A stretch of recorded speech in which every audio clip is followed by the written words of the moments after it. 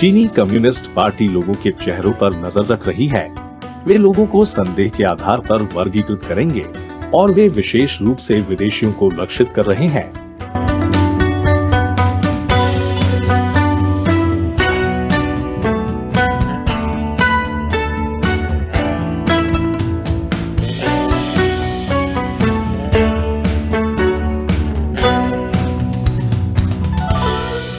China uncensored में आपका स्वागत है। मैं क्रिस चैपल हूं। यह एपिसोड सर्फशार्क द्वारा प्रायोजित है। जब भी आप ऑनलाइन हो, आपको अपनी सुरक्षा के लिए सर्फशार्क जैसे वीपीएन का उपयोग करना चाहिए।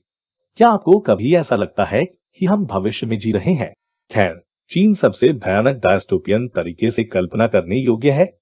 वे संदिग्ध लोगों पर नजर रखने के लिए सर्विलांस सिस्टम बना रहे हैं, और संदिग्ध लोगों से उनका मतलब सभी विदेशी से है। निगरानी प्रणाली भी पूर्व चेतावनी तंत्र के साथ आती है, जैसे कितनी जल्दी, पूर्व अपराध जल्दी। क्या चीनी कम्युनिस्ट पार्टी की नई निगरानी प्रणाली से बचने के लिए टॉम क्रूज को अपनी आंखों की पुतलियों को बदलना होगा? हालांकि अगर उन्हें अपनी आंखों की पुतलियां बदलनी पड़ी, तो चीन ऐसा करने की जगह है, क्योंकि कम्युनिस्ट पार्टी लोगों को मारती है और उनके कॉर्निया बेचती है।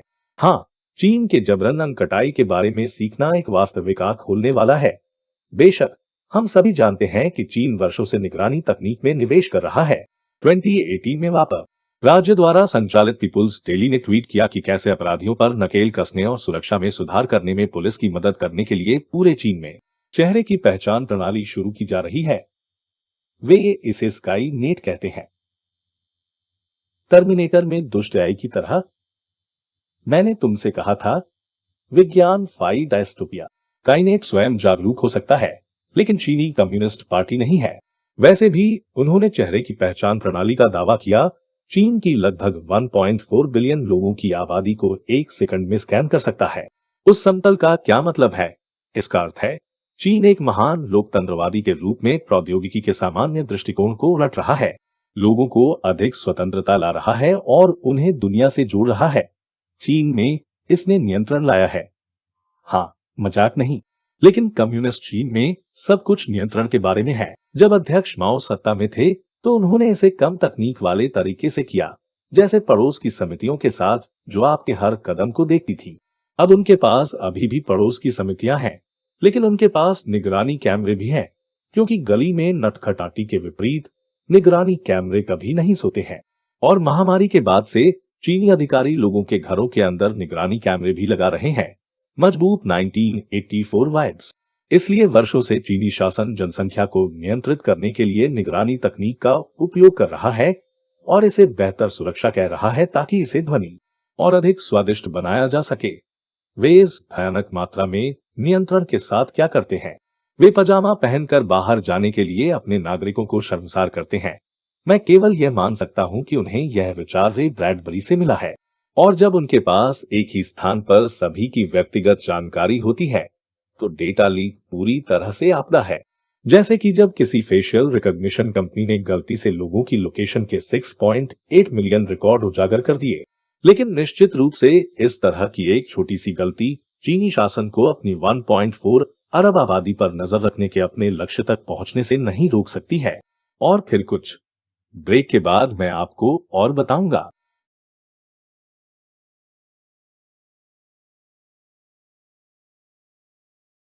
वापसी पर स्वागत है। चीन वर्षों से अपनी निगरानी तकनीक का निर्माण कर रहा है। शिनजियांग क्षेत्र में विगर जैसे जातीय अल्पसंख्यकों की निगरानी के लिए वे विशेष रूप से इस तकनीक का उपयोग करते हैं। दरअसल चीन ने इस तकनीक का काफी विकास शिनजियांग में किया है। इसे निगरानी के लिए एक अग्रिम पंक्ति की प्रयोगशाला कहा गया है। सुरक्षा कैमरों में विशेषज्ञता रखने वाली एक चीनी कंपनी हिकविजन के लिए विगरों की निगरानी करना काफी हद तक मार्केटिंग अभियान था। वैसे हिकविजन अमेरिका सहित पूरी दुनिया में सुरक्षा कैमरे बेचता है, इसलिए भले ही आपने कभी चीन में पैर नहीं रखा हो, हिकविजन के कैमरों ने आपको देखा होगा। और अगर हिकविजन के कैमरों ने आपको देखा है, तो इसका मतलब है कि चीनी कम्युनिस्ट पार्टी आपको भी देख सकती है। तो अगली बार जब आप एक सुरक्षा कैमरा देखें, तो पार्टी को नमस्ते कहें। लेकिन मुद्दा यह है कि चीनी शासन ने लंबे समय से निगरानी के लिए विशिष्ट समूहों को लक्षित किया है। लेकिन यह ताजा घटनाक्रम, जहां चीनी अधिकारी पत्रकारों और विदेशी छात्रों को निशाना बना रहे हैं, नया है। यह ईरान प्रांत में हो रहा है, जो यहाँ है। ये लगभग 100 मिलियन लोगों के साथ जनसंख्या के हिसाब से चीन के सबसे बड़े प्रांतों में से एक है। निगरानी अनुसंधान फर्म आईपीवीएम की एक रिपोर्ट के अनुसार जुलाई में वापस हेनान प्रांत के सार्वजनिक सुरक्षा विभाग ने एक नई सुरक्षा निगरानी प्रणाली के लिए बोली जारी की। सिस्टम कम से कम 2000 अधिकारियों और पुलिसकर्मियों द्वारा संचालित किया जाएगा और निर्दिष्ट करता है कि पत्रकारों को जोखिम के घटते क्रम में 3 श्रेणियों में विभाजित किया जाएगा: लाल, पीला, हरा। दस्तावेज विशेष रूप से लोगों को सूचीबद्ध करता है कि सिस्टम चिंता के लोगों या राज्य के हित के लोगों के रूप में ध्यान केंद्रित करेगा।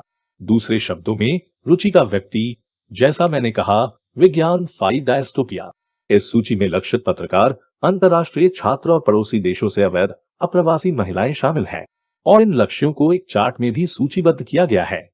आप कितने बेशर्म हो सकते हैं। ये बोली उसी समय सामने आई जब झिंझोबाड़ के बाद की जांच के लिए स्थानीय लोगों द्वारा विदेशी पत्रकारों को परेशान किया जा रहा था, जो हेनान में भी थे। हमने इसके बारे में एक एपिसोड किया था।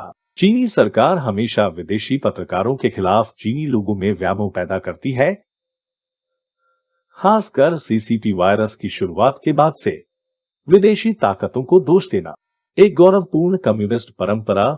दोनों रायटर और निगरानी अनुसंधान फर्म आईपीवीएम बोली पर अधिक जानकारी के लिए हेनान में चीनी अधिकारियों के पास पहुंचे और तभी हेनान के सार्वजनिक सुरक्षा विभाग ने बोली हटा ली।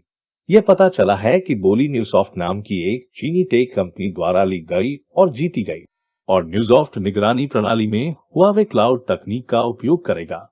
हाँ, वह Huawei. China procurement government network के अनुसार सितंबर में परियोजना को पूरा करने के लिए न्यूज़ॉफ्ट को लगभग $8 लाख दिए गए थे। लेकिन हम कैसे जानते हैं कि यह सारी जानकारी और रिपोर्टिंग सही है? खैर, चीन ने मूल रूप से इसकी पुष्टि की जब उन्होंने हेनान की पुलिस निगरानी परियोजना पर जांच चलाने के लिए आईपीवीएम की निंदा की और विदेशियों और पत्रकारों को निशाना बनाने वाले अधिकारियों के बारे में ग्लोबल टाइम्स का क्या कहना है। खैर, यह स्पष्ट रूप से विदेशियों और पत्रकारों की गलती है।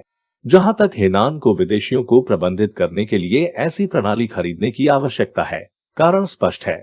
यदि आपका अपने देश में आपराधिक रिकॉर्ड है, तो आप अवसर खोजने और अपना रिकॉर्ड साफ करने के लिए चीन आते हैं।